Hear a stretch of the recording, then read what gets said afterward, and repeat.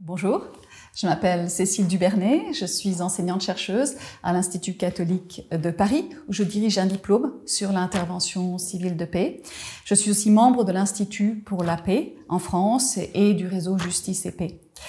Je travaille depuis plus de 20 ans sur la transformation non violente des conflits et notamment sur la protection des civils dans les zones de conflit, ce que les civils peuvent faire pour se protéger, pour transformer, pour rentrer dans la défense de leurs droits fondamentaux, de leurs droits environnementaux, de leurs droits politiques également. Et dans ce travail-là, j'ai rencontré des gens extraordinaires, partout dans le monde. Et ça m'a aidé à prendre conscience que nous n'avons qu'une vue extrêmement partielle de ce qu'est la résistance civile, de ce que sont les luttes non violentes.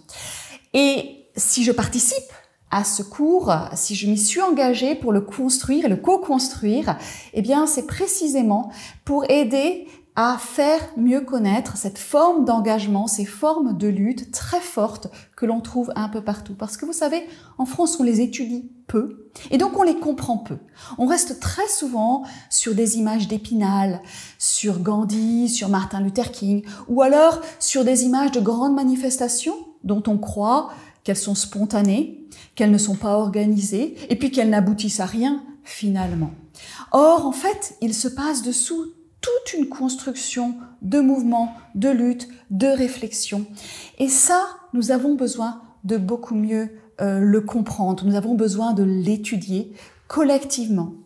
Nous avons aussi besoin de l'étudier dans différents pays, dans différents contextes culturels. C'est toute l'ambition de ce cours que de partager ces informations qui existent, mais principalement en anglais, donc souvent peu comprises dans les mondes francophones. Pourtant, nous avons des ressources et nous ferons tout pour les mettre à la disposition des auditeurs. Donc, mon ambition pour ce cours, c'est vraiment qu'il soit diffusé, partagé par un nombre maximum de personnes et que chacun puisse se saisir dans son contexte culturel, dans son pays, de ce que ça veut dire de défendre les droits fondamentaux, de défendre son environnement, de défendre sa communauté avec des outils non violents. Nous en avons, nous pouvons les étudier, nous pouvons nous former et je vous invite véritablement à rentrer dans ce cours avec cet esprit d'enthousiasme.